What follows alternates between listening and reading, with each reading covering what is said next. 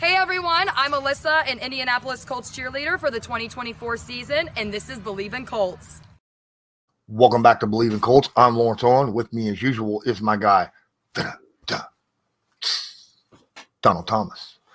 And today we are going to have a soul-searching moment episode because we're not really going to discuss a whole lot about the game that the Indianapolis Colts did in New York while facing the Giants, because I'm sure that you have heard and seen plenty about that game already and already have your own opinions on what transpired there. They probably don't differ too much from ours.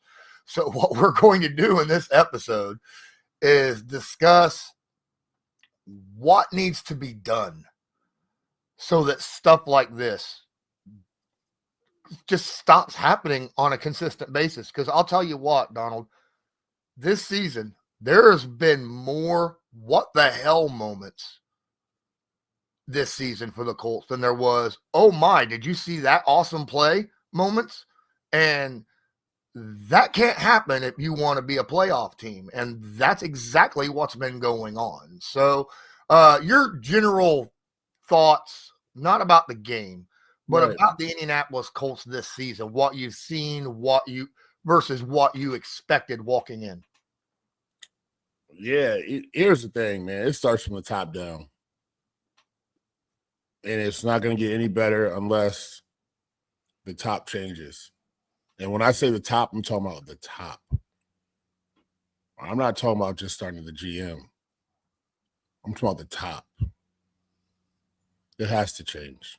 I know it won't change because that's a thing where, you don't, unless there's a forcible decision that you have to sell a team, but it has to change. The ideology has to change. And it's not going to.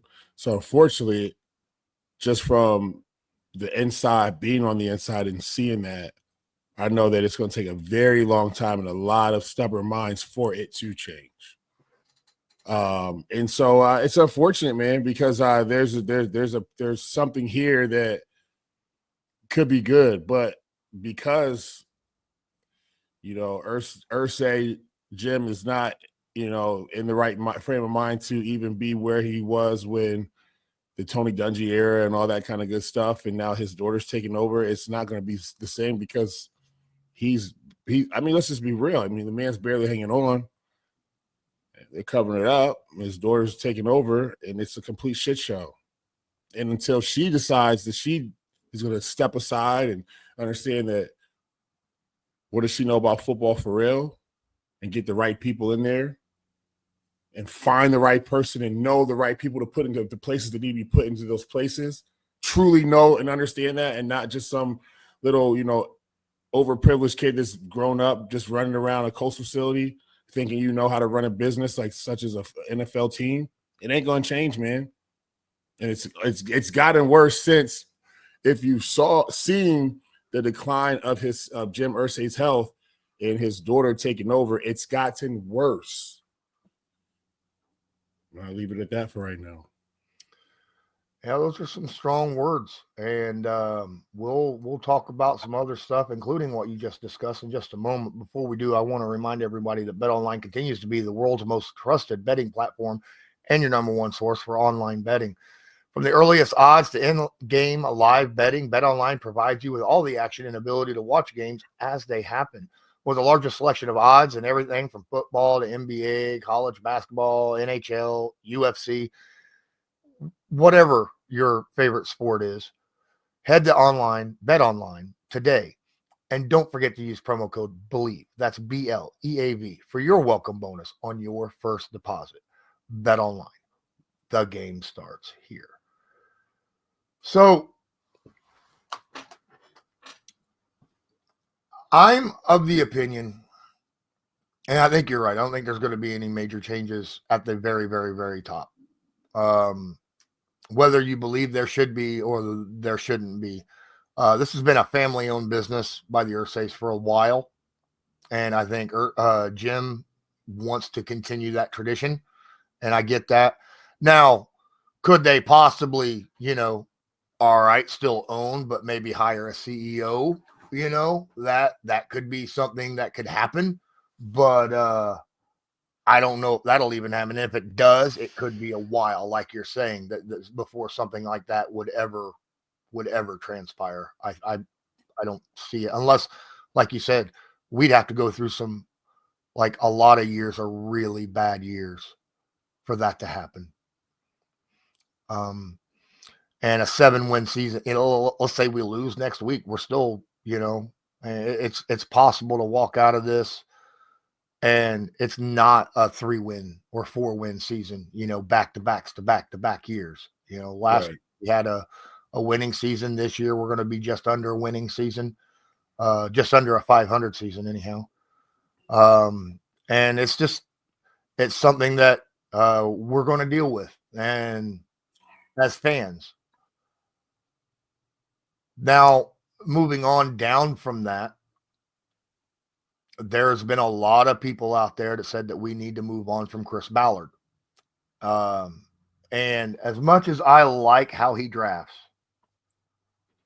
his record for divisional wins, how many is that so far? Oh, yeah, none. You know, playoff wins. Oh, let me figure this one out. Yeah, right. That's a problem. That's a problem. And you can only hedge your blame on Andrew Luck retiring at the last minute on a season for so long, you know. Right. At this point, at this point, I would not have a problem if Ballard, if we decide to move on from Ballard and go after somebody else, I wouldn't have a problem with it. I understand. Like I said, I like Ballard. I like him as a person. I think I like his drafting ability. I have an issue with. I like it. I like the idea of rewarding your own players, right, with contracts. I think that's one of the best ideas that a team should have. But you got to go out in the off season once in a while and have the realization that sometimes you are just light in areas, or you don't draft well in certain areas, and you need to go pick somebody up that's a proven commodity at those positions. And he has not done that. And that is the big thing that really irks me a little bit with Chis Ballard. You got to get a football guy in there. You got to get a football guy in there. You got to get a guy that gets it, that understands it, that's smart, that looks at it from a wider lens than everybody else, that is forward thinking, sees these moves to be moves that can be made.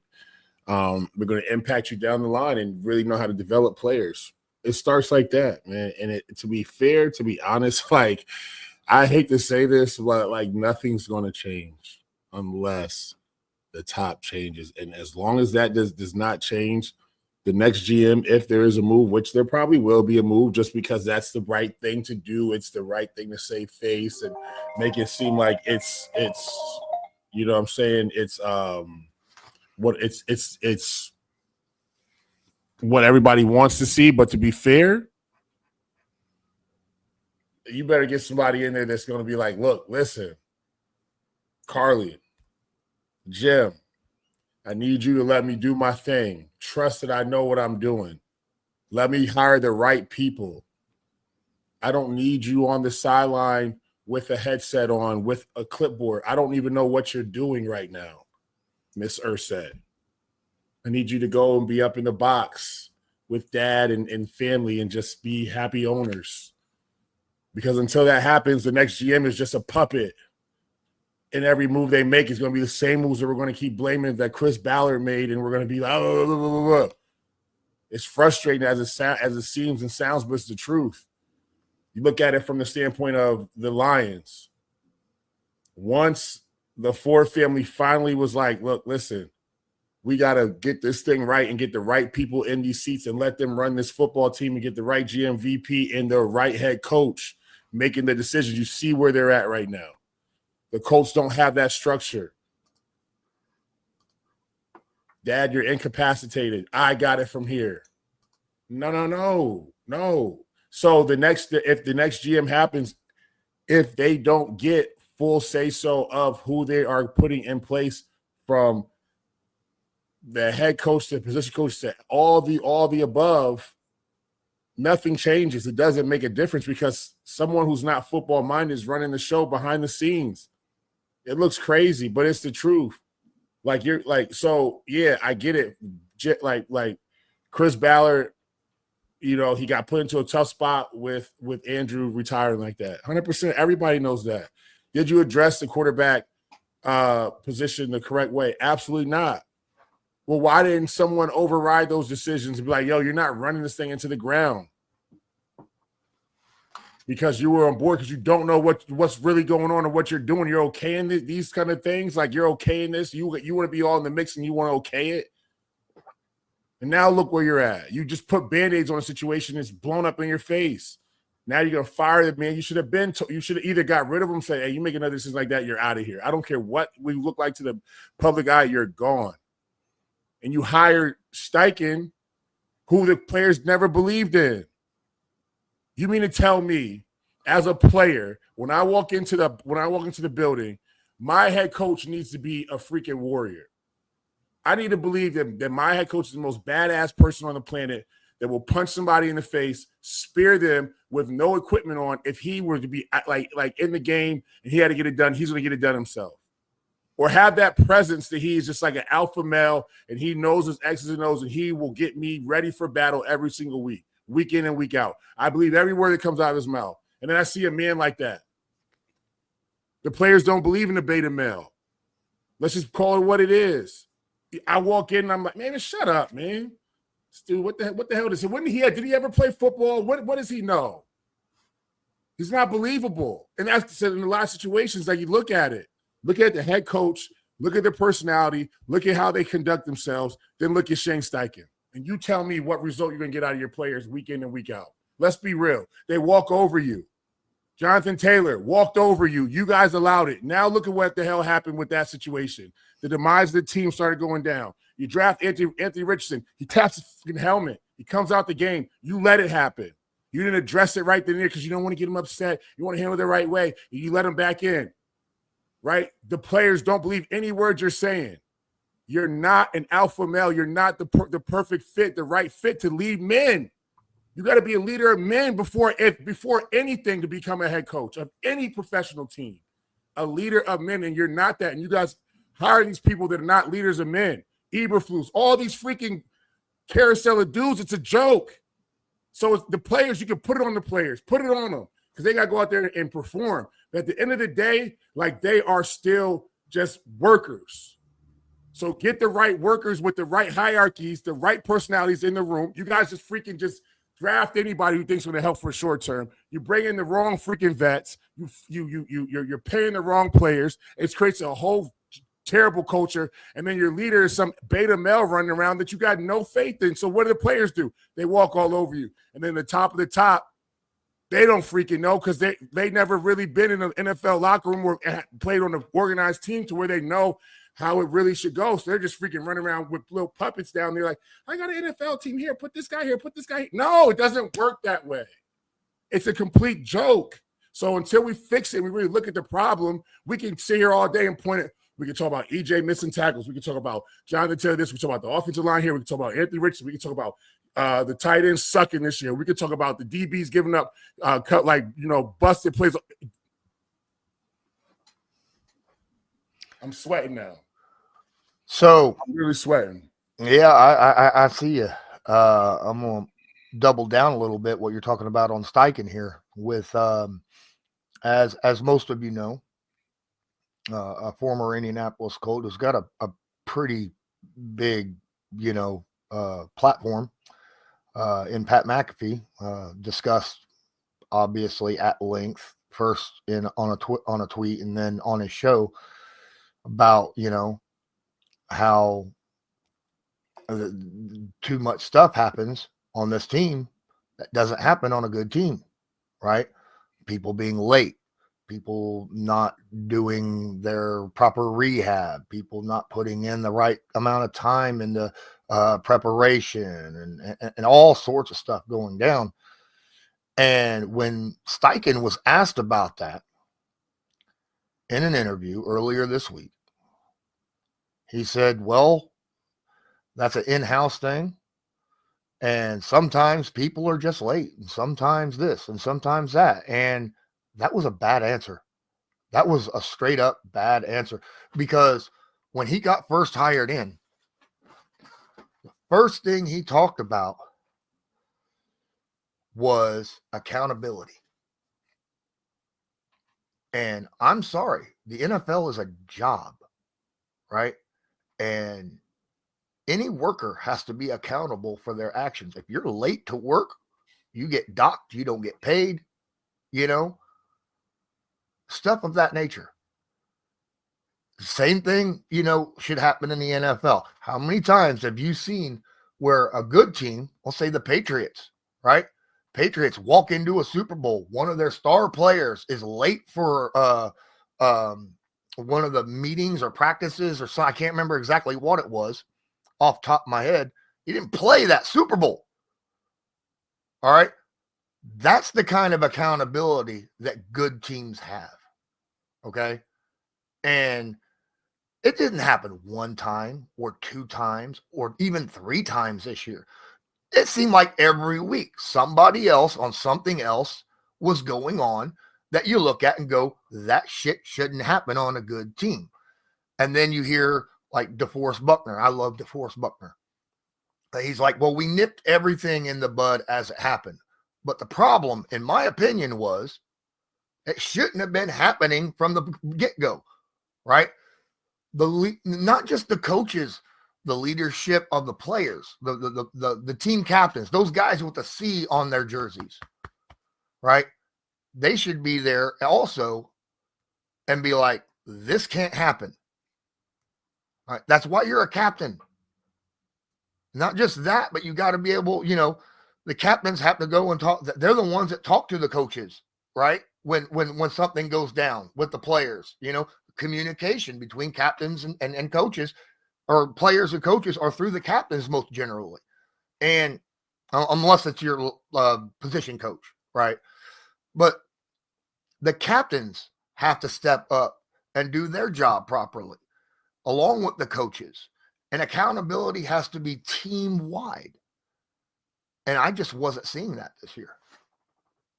So I grabbed my pencil, took some notes. And, yeah, I made a little list. It's like 3-4 things, so I'll get through it quick. But, yeah, it is a job. It is a 1,000,000% your job. But the problem is this. There's a new generation of players. From when I played, they're not playing anymore. So all these guys are new. In the past few draft classes now, coming in, younger ones, are getting paid. And they've been getting money since college, right? So to them, it's not a job. It's not a job. To them, it's a right. I'm good at football. You pay me because I'm good. You need me to win games, but I need this job or this gig for some money. So you have to pay me. If you don't pay me, then I'll go somewhere else, or I'll throw a fit, because that's what I've been allowed to do in college, right? So like when you realize that it's not, a right, it's not a right, it's a job. This is a privilege to play this game. This is your job. The sooner you fall in line. And you said something, right? Like Belichick wasn't a bluffer. He didn't care who you were. And we all knew that. And we didn't need him to make an example out of anybody, because we knew what he was going to do when he said what he was going to do. When he said, hey, it's going to be 8 inches of snow tomorrow by 6, 7 a.m. in the morning. Team meeting starts at 8 a.m. I don't care what time you leave your house. Just know team meetings at 8. Do what you need to do. If you're going to be late, you already know what to do. Don't call unless you're in a dire emergency. Turn back around and go home. Because you know what the fine is. It's $15,000. You will not be at practice. You will not be involved today. It's $15,000. Don't even show up. I don't want to hear a story, nothing. Nobody ever missed except for one person. God rest his soul, Aaron Hernandez. Besides that, because we all knew he wasn't playing. So there was accountability in everything, right? And so, like, captains. On a good team, you don't know who the captains are. It doesn't matter who the captains are. We all have one purpose. We all hold each other accountable. We all know what we're trying to do. We all know how important this goal is. You don't need captains because guess what? The captains, it's just for someone to go up for the coin toss for real. You know what I mean? So, like, but when you have to assign captains and the head coach is hoping that these assigned captains, because I've never been on a team where we vote for captains. The head coach picks them. The head coach picks them. So you better make the right pick. You better make the pick that you be like, oh, yeah, of course he's a captain, whatever, yeah. He's the face of the defense. He's the face of the offense. He's the face of the team. Of course he's a captain. That's our guy, though, right? Like, and we know he's going to do the right things.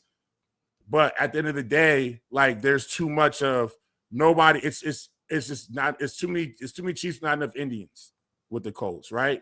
And the wrong people are in power. And so, like, when DeForest said, like, we nipped it in the bud, first off, it shouldn't be happening.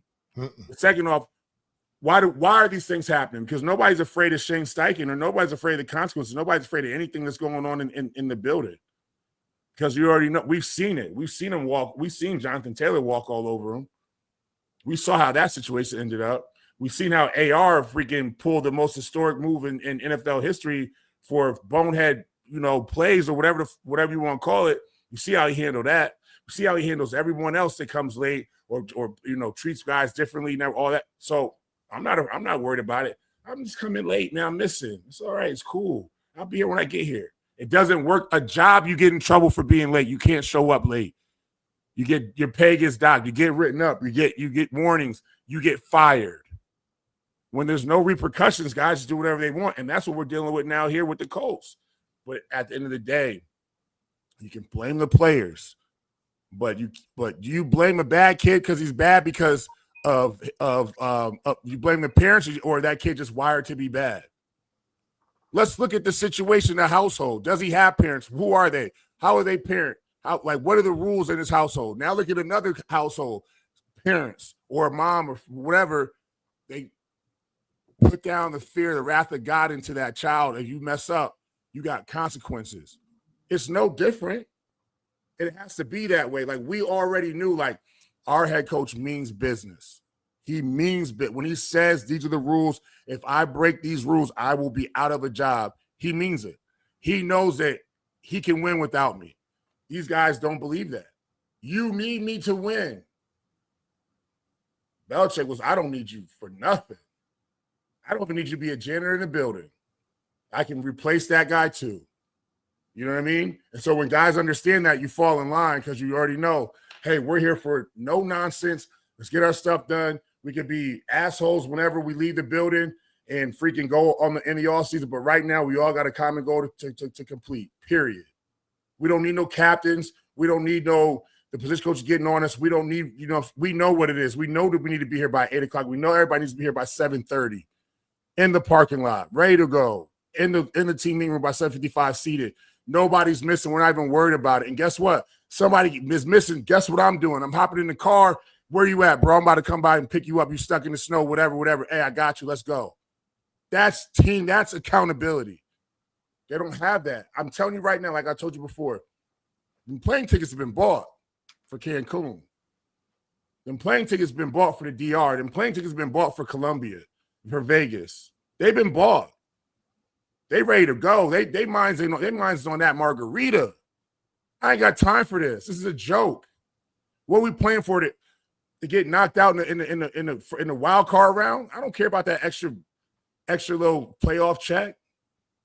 I'm ready to go. I'm ready to get out of Indianapolis. It's cold here. I'm ready to get in the warm weather. I'm ready to go, let my hair down and go have some fun because this ain't it. They still going to pay me. It don't matter. I'll be back next year. This organization's a joke.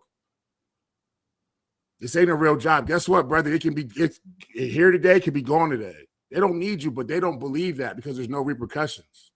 I can go on for this about an hour, but I'll stop. No, I fully get that.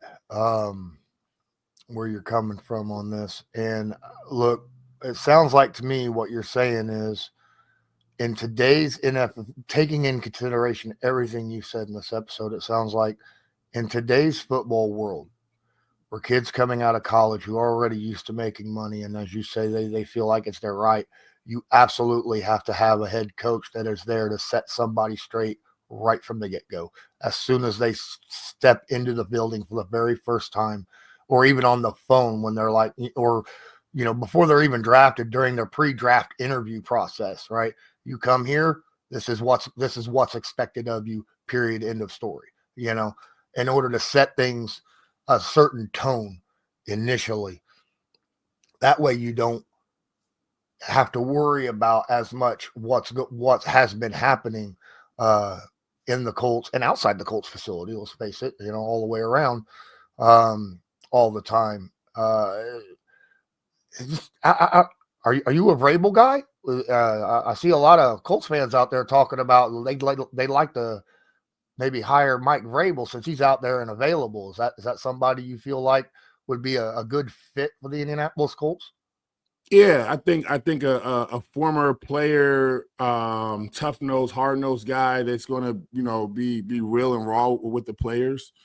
He's going to have to come in here and shake it up. I think Vrabel would be a viable candidate for the position, but it can't be someone along the same wavelength as Shane. It just can't be that, because you're going to have to come in and you can't clear 53 guys off a roster. So there's going to be carryover of the bad culture that you have to realign and refocus and readjust guys and get them to understand, hey, that's the Shane way. We're not doing that. With all due disrespect, that's wrong. You can take it how you want to take it. I don't care if I ruffled your feathers, because guess what? I've been in this situation before. So you can't come to me or act like some prima donna God's gift to earth because you are good at a sport. Because guess what? I was good at that same sport too, and we didn't act this way because the money didn't change us. You know what I mean?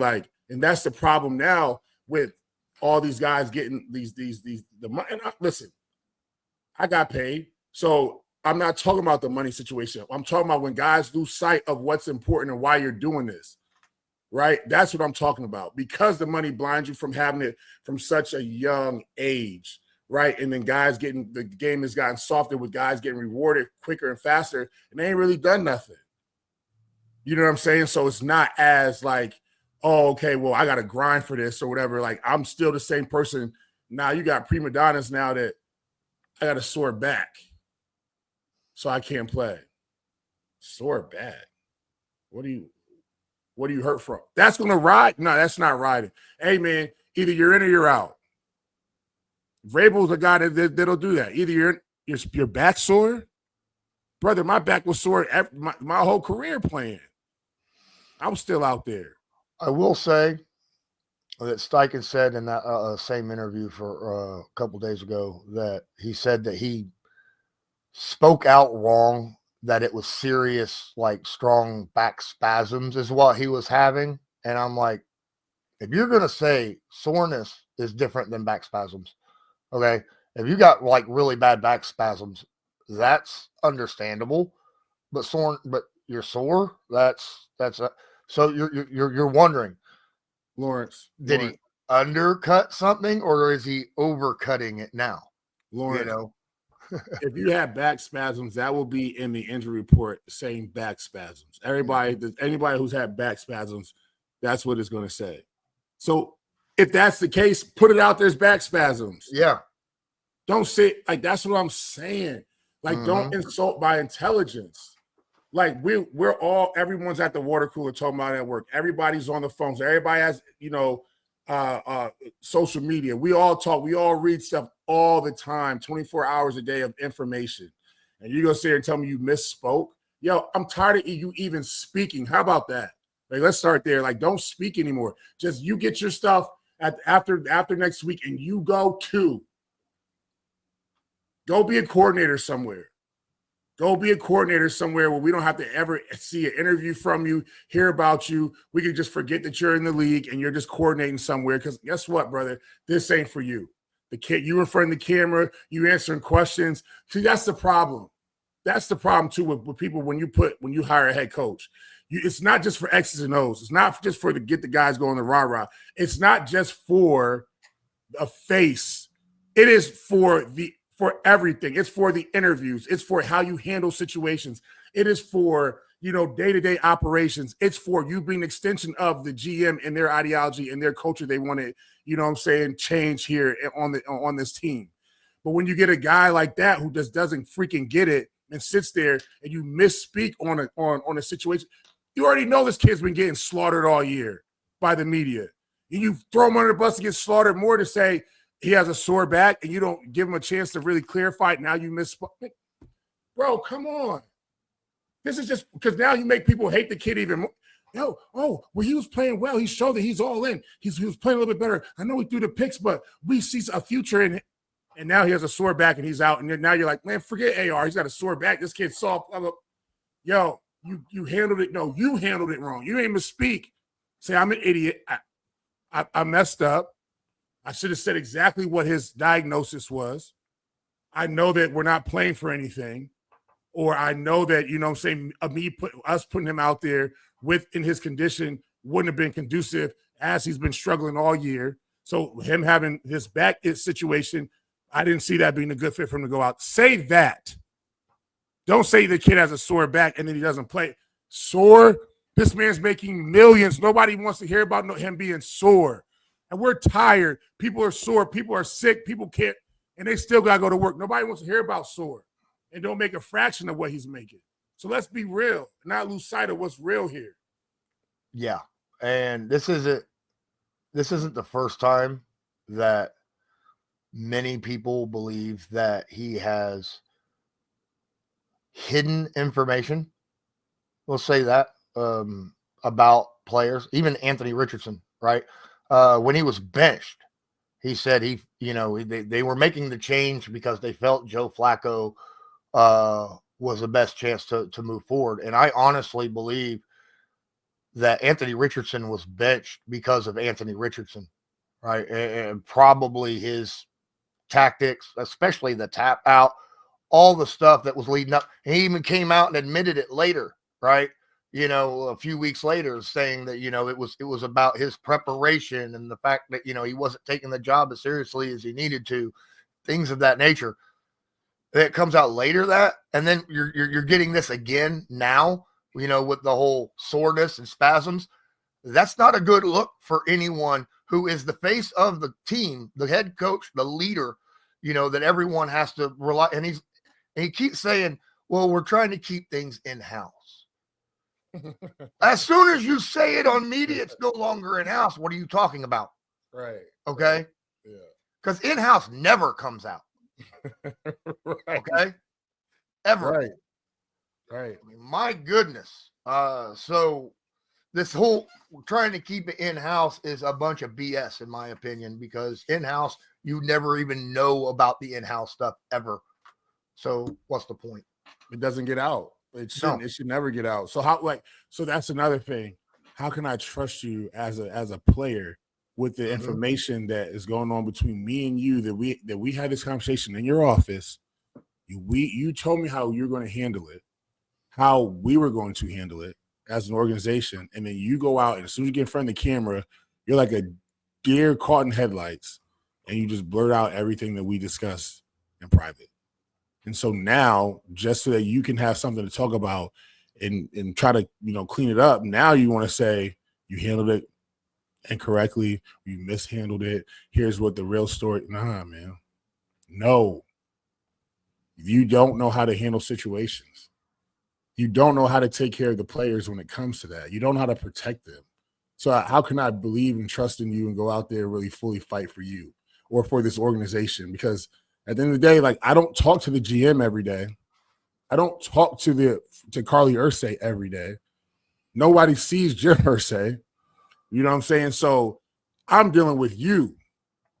And once that barrier of trust is broken, and once the rest of the 53 and all the guys all the way down to the practice squad sees how that barrier of trust has been broken, who can we trust at this point? Who can we trust? Because when you walk in, you are the front office. We deal with you every single day. We see you all the time. So that because here's the problem. Either Chris should have stepped in and be like, yo, whoa, you handle this. Let's teach you. You need, media training 101. You need player, coach, interactions and the way you handle this 101. Like, we need to sit you down, and you can't go out there and throw these kids under the bus, these young men under the bus. Carlie don't know. What does she listen to in her headset? I mean, we don't know. It could be anything from why does she have a clipboard? She may be doing what she believes to be a football thing, and she might be good. I don't know. But why does she have a clipboard? I don't know. Well, let me ask you one more question. Why is she on the sidelines? Because owners ain't even on the sidelines. It's a circus. Yeah, the owners ain't on the sidelines. How much of a bad look and how like the credibility of the team looks from a player standpoint, from you looking, you're like, yo, what is going on down here on the sideline? Who is that in that dress with that headset and the clipboard? They look so out of place. Everybody else has coach stuff on, khaki pants. The people with the headsets are coaches. Who is that? Why does she have, what are we doing? No wonder this team's a freaking joke. Anyway. Now, I do want to say, I'm not throwing Shane Steichen under the bus completely. I think as an OC, a guy who designs plays, makes play calls overall, I like what I see from him on the field.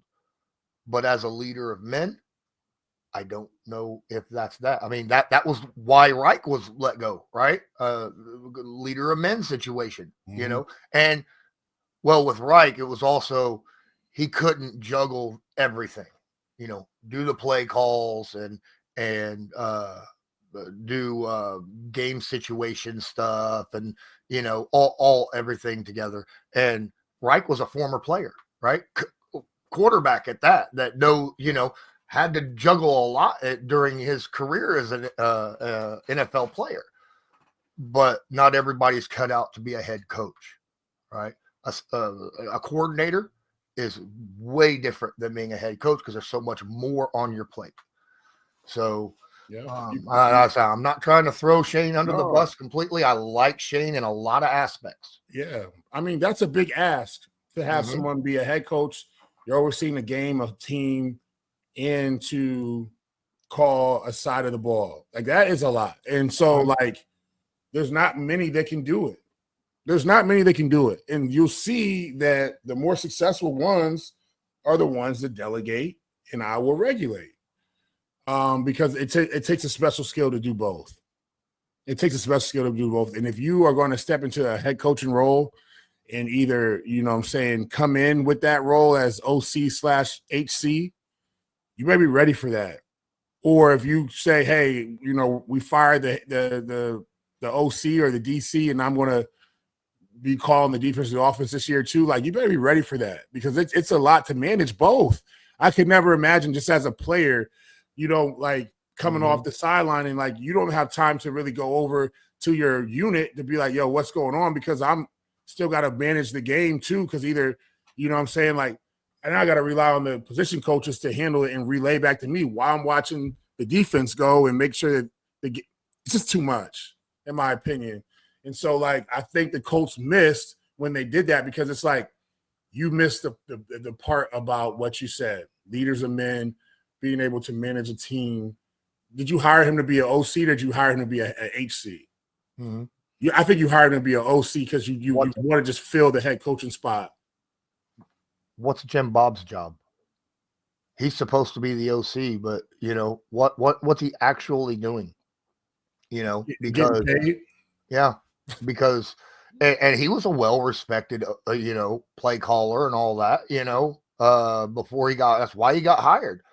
But he's basically been delegated to a gopher at this point, right? Listen, in the head coaching world, they're not going to argue about that. It's all right, cool. You I know what I can do, but you're going to pay me over $1 million to just hang out and just look at, yeah, cool. Yeah, I like these plays that you, yeah, cool. I'll oversee the plays that you picked out and you want to call for this week. Yeah, I'll give you my opinion. I'm getting paid. million plus to give my opinion on the plays that because you want to make the play call. All right, cool, fine. Because guess what? I'll be out of here in a couple years. I'll get another OC job somewhere else where I'll really be doing my job again. I'll get paid again. And it just keeps going, oh, you want to fire me? Cool. Guess what? You're still going to pay me the rest of my contract, and I'm going to go get another job and double dip, because that's how the coaching world goes. So, like, they don't care. They don't really care when you take away of responsibility from them.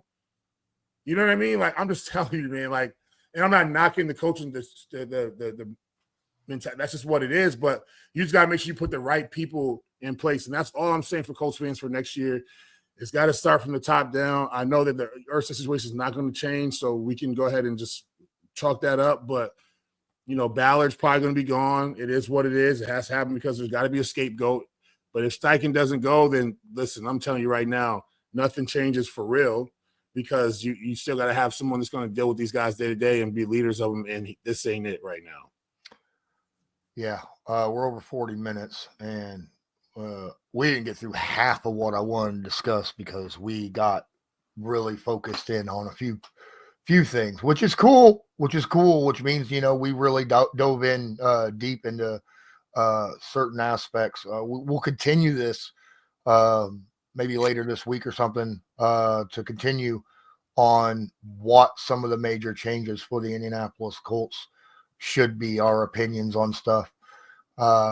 Because we didn't even dive into Gus Bradley. We didn't dive into, you know, the position coaching or the players for that matter, right? So any final words before we get out of here, bud?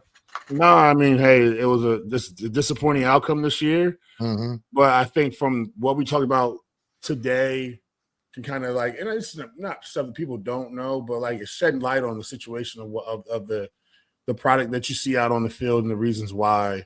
It's just so much more than just, you know, paying guys or trying to get guys that are talented in the building.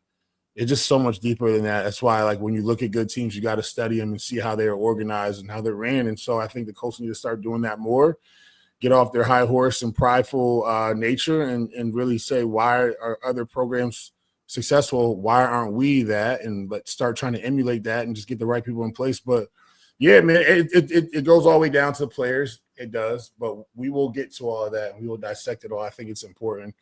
You know, hey, look, listen, I'm a Knicks fan.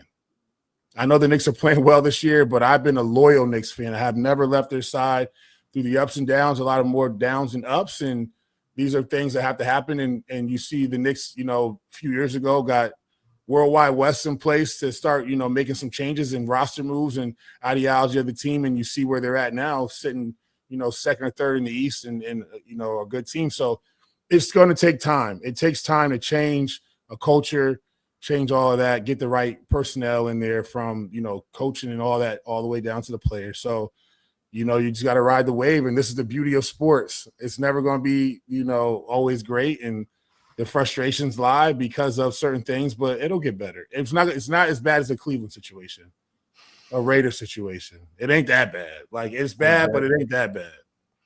It ain't a Jet situation, Cleveland. Or Cowboys. Like, we can like there's silver lining in all this, like, for real. Yeah. Or Giants. Ooh, that's a little touchy, but it's not those organizations. This is a way better organization than all those organizations. So this can get right. The ship can get righted a lot sooner than those programs can. They just have to really do some soul searching and say, all right, let's fix it right now. We can do this. All right.